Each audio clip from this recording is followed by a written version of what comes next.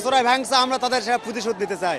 আমাদের ক্যাম্পাসে সব কিছু শেষ করে দিচ্ছে, কোনো কিচ্ছু না আমাদের ক্যাম্পাসে, আমরা সেটাই চাই। কালকে আমাদের অনার্স ফার্স্ট ইয়ারের পরীক্ষা গেছে, আমরা পরীক্ষা প্রায় 1.5 ঘন্টা যাবত পরীক্ষা দিছি, কিন্তু পরীক্ষাটা আমাদের দিতে দেয় নাই। আমাদের কি দোষ ছিল? আমরা পরীক্ষা দিতেছি, 1 ঘন্টা 1.5 ঘন্টা গেছে, এর মধ্যে আমাদের ভাঙচুর শুরু করে দিছে।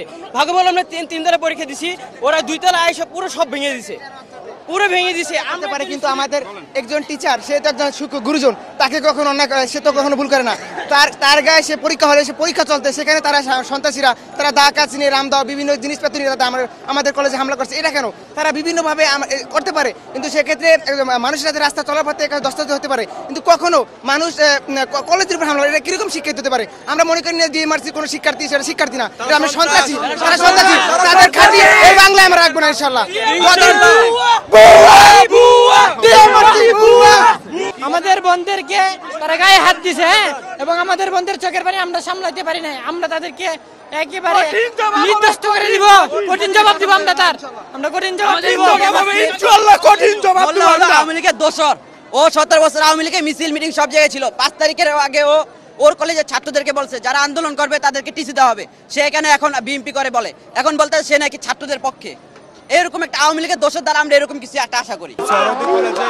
অনেক ভাঙচুর করছে, প্রায় 35 কোটি টাকার মতো ক্ষয়ক্ষতি হয়েছে।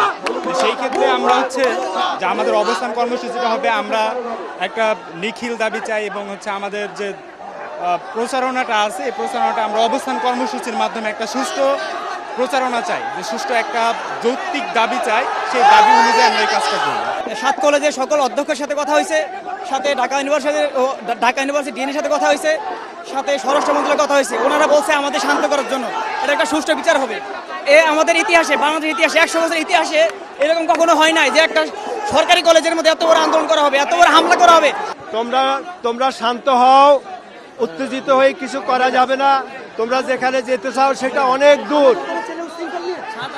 তোমাদের এখানে আক্রমণ করছে, আমার মনে হয় ছাত্র না, এরা সন্ত্রাসী, ছাত্র নাম দিয়ে আসছে। আমি এদেরকে দেখছি, তোমরা দেখো নাই তো। আমি ওদের সাথে 2 ঘন্টা পর্যন্ত আমার মোকাবেলা হয়েছে, কথা হয়েছে। আমরা এদের দৃষ্টান্তমূলক শাস্তির কথা বলে আসছি। ঢাকা বিশ্ববিদ্যালয় কর্তৃপক্ষ দুঃখ প্রকাশ করছেন, ওনারা টিম আসবেন একটু পরেই, আমাদের সাথে আসতে চেয়েছেন তোমাদের অবস্থা দেখার জন্য। ঢাকা বিশ্ববিদ্যালয় কর্তৃপক্ষ আসবেন। আমরা সেনাবাহিনীকে জানিয়েছি, পুলিশকে জানিয়েছি, সবাই দুঃখ প্রকাশ করছেন এবং তারা যথাযথ ব্যবস্থা নেবেন এই ব্যাপারে আমাদেরকে আশ্বস্ত করেছেন। তোমরা উত্তেজিত হয়ে তোমরা যদি কোনো ক্ষতিগ্রস্ত হও, এটা আমাদের জন্য খুবই দুঃখের হবে। আমি তোমাদেরকে অনুরোধ করছি, এখানে 7 কলেজের প্রিন্সিপালরা এবং ঢাকা বিশ্ববিদ্যালয় কর্তৃপক্ষ সহ সবাই আমরা লম্বা মিটিং করে আসছি। ওনারা বলছেন যে এই ব্যাপারে তারা ব্যবস্থা নেবেন। ঢাকা বিশ্ববিদ্যালয় আসতেছে এবং স্বরাষ্ট্র মন্ত্রণালয়ে আমরা কালকেও কথা বলছি, এটা একবারে সরকারের উচ্চ পর্যায়ে খবর পৌঁছে গেছে, ওনারা খুবই দুঃখ প্রকাশ করছেন। কাজেই আমাদের অধ্যক্ষ মহোদয় তোমাদেরকে যে আহ্বান করেছেন, সেই আহ্বানের সাথে তোমরা সবাই একাত্মতা ঘোষণা করব এবং কাউকে নিশ্চয়ই সুযোগ করে দেব না।